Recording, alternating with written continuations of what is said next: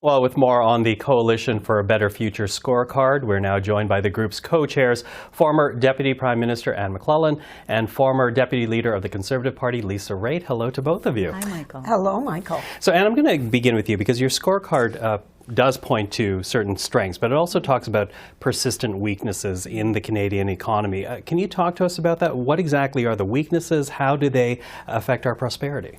Sure, and I think the word you used, persistent weaknesses, is good because the weaknesses, the big weaknesses we've identified in the scorecard have been with us for a while. For example, low private sector investment in R&D.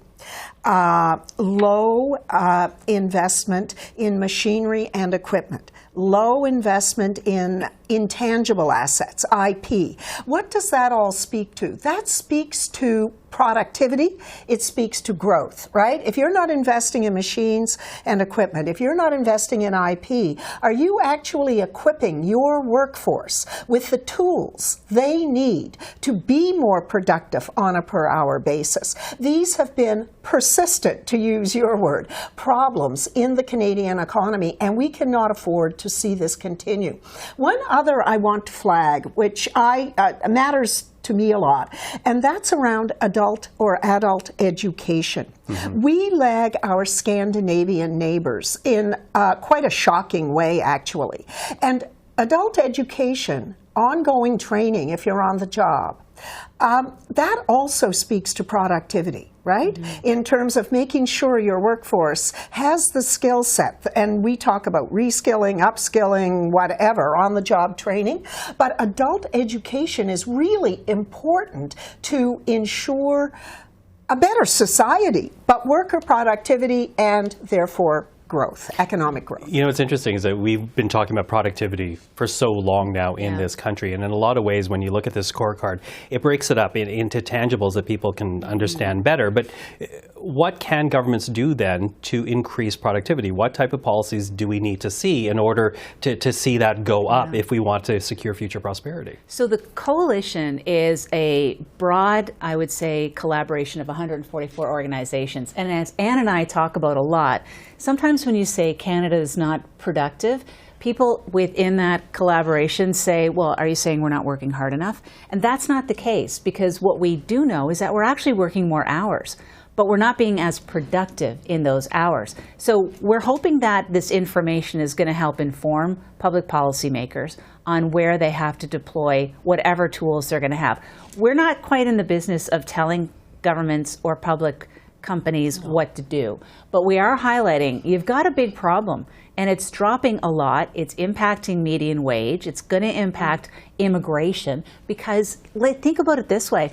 As we seek to bring in more new Canadians, if we're not offering a very good median wage, and if we're not showing that we're doing well as a country in GDP stats, why are they giving up their lives in another part of the world to come here? I mean, people want to do better. Mm-hmm. So it all kind of knits together. So my message is we have to really focus on productivity. Don't assume it's because people aren't working hard enough, because that's not the case at all. The reality is that we have to look at business investment in a serious way.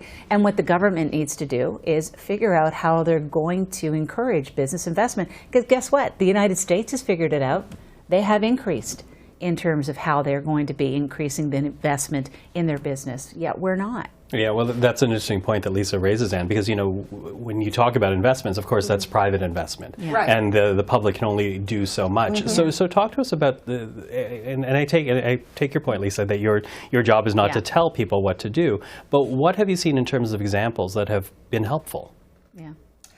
Well, if you think about government, for example, there are tools, for example, the research and development tax credits. Mm-hmm. You can use the tax system, as many countries, and we do, to incentivize further private sector investment.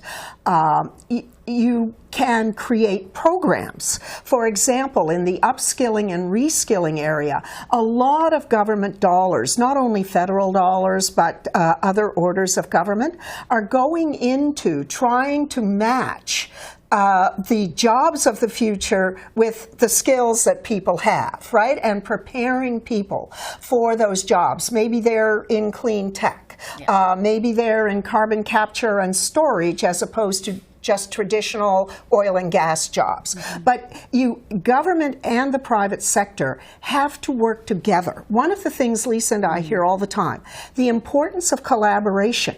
Right? People don't want their governments fighting with each other. They don't want the private sector not working with governments, governments not listening to the private sector. One of the messages, and it's reiterated by everyone really, is collaboration. We have to do a better job of working together, because otherwise the rest of the world is out there figuring this out, and we can't afford these what many people view as just bickering, right?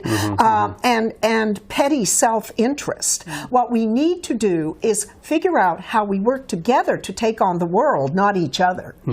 Now, interesting, when you go through the report, you were also bringing out the issue of inclusivity. Yeah. And you talk about progress that's been made in terms of, for example, the number of women in senior management roles now, the participation in the labor market of Indigenous populations in this country.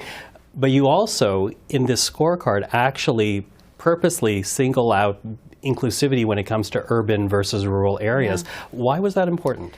It was important because if you're talking about the transition of the economy, and we are talking about the transition in the economy towards net zero, we picked 2030 for a very good reason, and it's because that's what we're leaning up against in terms of metrics that we want to attain for going towards a net zero.